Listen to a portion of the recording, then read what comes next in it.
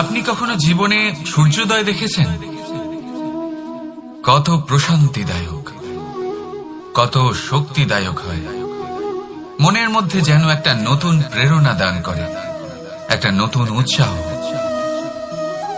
কিন্তু যদি আপনি উঠতে দেরি করেন, তাহলে আপনি এই সূর্যোদয় দেখতেই পাবেন না।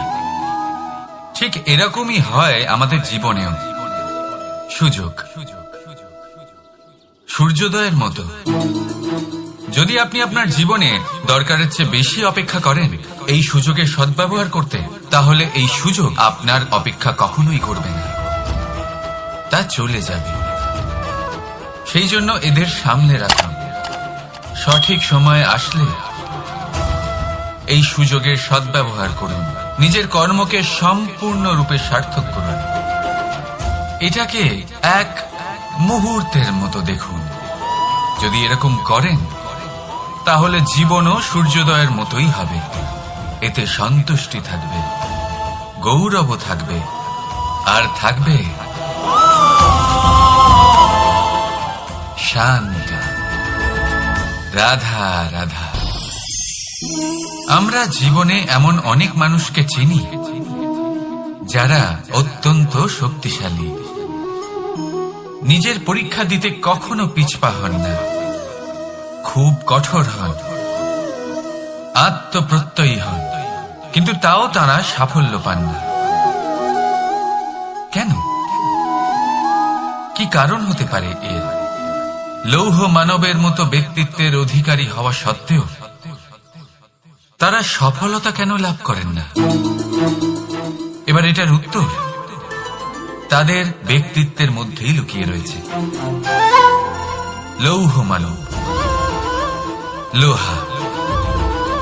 আপনি কখনো লোহাকে দেখে থাকবেন, অত্যন্ত শক্তিশালী, অত্যন্ত কঠিন, কিন্তু শুধু তখনই যখন সেটা শান্ত থাকে, শীতল থাকে। তাকে উত্তপ্ত করুন, তা আর কঠিন থাকবে না। তার উপরে এক আঘাত করুন, চিনতে শিখুন সেই চিন্তাগুলো যা ক্রোধ বাড়িয়ে দেয়, আর সেগুলোকে শেষ করে দিন, নয়তো সেই রাগ আপনার পতন অবশ্যই ঘটাবে। রাধা রাধা।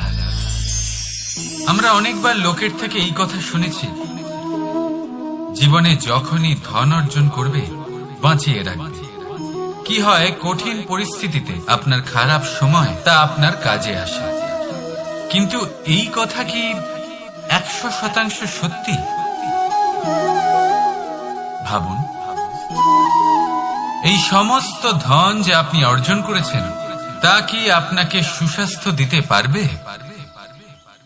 এই সমস্ত ধন কি আপনাকে সুখ এনে দিতে পারবে? পারবে না, তাই না? চলুন আমি আপনাকে একটা কথা বলি। পরমেশ্বর, ঈশ্বর, যদি এই ঈশ্বরের ওপর আপনি বিশ্বাস রাখেন, সর্বদাই ভালো কাজ করেন, সবার মধ্যে প্রেম ছড়িয়ে দেন, আর সবার জন্য শুধু ও শুধুমাত্র শুভ কামনা করেন, তাহলে আপনার সাথে কখনো কোনো খারাপ হতে পারে না। তাই সময় বদলান, সময় বদলানোর উপকরণ নয়। আর ভালোবেসে বলুন রাধা রাধা। অনেকবার আমাদের দৃষ্টিভঙ্গি এমন হয়ে থাকে যে আমাদের আসল সত্যের থেকে অনেকটা দূরে নিয়ে যায়। আমরা যেরকম দেখি সেরকম সবসময় হয় না। এবারে দেখুন না, আমরা মানুষেরা, আমাদের ভালো লাগে, আমরা কোথাও গেলাম, আমাদের স্বাগত জানানো হলো, আমাদের প্রশংসা করা হলো, কেউ আমাদের দিকে হাসি মুখে তাকালো, আমাদের ভালোবাসলো, আমাদের ভালো লাগে। কিন্তু যদি কেউ ক্রুদ্ধ হয়, কটাক্ষ করে, ব্যঙ্গ করে, তাহলে আমরা তক্ষুনি তাকে নিজের শত্রু ভেবে নিই, তার উপরে ক্রুদ্ধ হয়ে যাই। একটা কথা মনে রাখবেন, এই হাসি সবার জন্যই হয়। আপনি তাদেরকেও হাসি উপহার দিতে পারেন যাদের আপনি চেনেন, তাদেরও দিতে পারেন যাদের আপনি চেনেন না। ছোটদের দিতে পারেন, বড়দের দিতে পারেন, সবার জন্যই হলো এই হাসি। কিন্তু ক্রোধ, ক্রোধ তাদের উপরেই আসে যাদের আমরা জীবনে কখনো হারাতে চাই না, যাদেরকে আমরা অসম্ভব ভালোবাসি, যাদের জন্য আমরা আশা করি যে তাদের জীবনের পরবর্তী সময় সব সময় সুখময় হোক, উজ্জ্বল হোক। সেই জন্য আপনার জীবনের সমস্ত সেই ব্যক্তি যারা আপনার উপরে ক্রুদ্ধ হন, কটাক্ষ করেন, জরুরি নয় তিনি আপনার শত্রুই হবেন। হতে পারে সে হলো আপনার শুভাকাঙ্ক্ষী, যিনি আপনার শুধুমাত্র ভালোই চান, যিনি আপনার জন্য একটা সুন্দর ভবিষ্যৎ চান। সেই জন্য সব সময় মন দিয়ে অন্যের কথা বোঝার প্রয়াস করুন। আপনি জানতে পারবেন তাদের কর্মের ধর্ম কি হতে পারে, আপনি জানতে পারবেন তাদের ক্রোধের মর্ম কি হতে পারে। রাধা রাধা। জীবনের এই পথে এগোতে এগোতে আমরা কোথাও থেমে যাই, আমরা জানি না কেন। আমরা চেষ্টা করি যেন আমরা সামনে এগোতে পারি, কিন্তু এরকম হয় না। কি কারণ হতে পারে? আসুন আমি আপনাকে বোঝাই। মনে করুন আপনি কোনো রাস্তায় হাঁটছেন, আপনার পা মুচকে গেল, আপনি পায়ে আঘাত পেলেন। এখন এই আঘাত যদি আপনাকে পথ চলতে বাধা দেয়, তখন আপনি থেমে যান। যদি আপনার ভাবনা চিন্তা ক্ষুদ্র হয়, তাহলে আপনি জীবনে কখনোই এগোতে পারবেন না। ভেঙে যাওয়া কলম দিয়ে আপনি কখনো চিঠি লিখতে পারবেন না। ঠিক সেইভাবেই যদি আপনার মনে অন্যের জন্য হিংসা থাকে, তাহলে আপনি আপনার নিজের ভাগ্য লিখতেই পারবেন না। কাজের প্রতি আলস্য আপনাকে কখনো ধনী হতে দেবেই না, আর ধনের প্রতি লোভ তা আপনাকে কখনো মহান হতে দেবে না। ছোট একটা কথা, কিন্তু এ হলো অত্যন্ত গুরুত্বপূর্ণ। ভাবনা চিন্তা অবশ্যই করুন, আর বোঝার চেষ্টা করুন সেটা যা আপনি বুঝতে চান।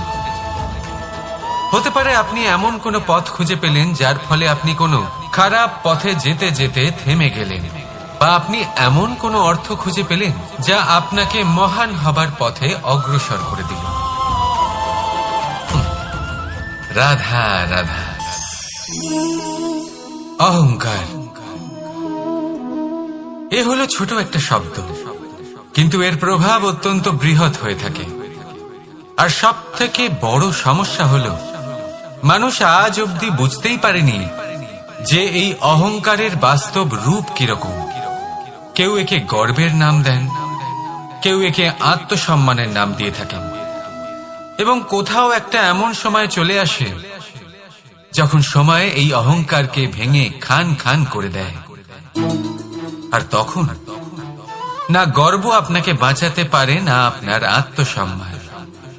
এখন যদি আপনাকে উদাহরণ দিই, তাহলে যেখানে আপনি বসে আছেন সেই ঘরেই ওপরে তাকান, সেই ছাদের দিকে।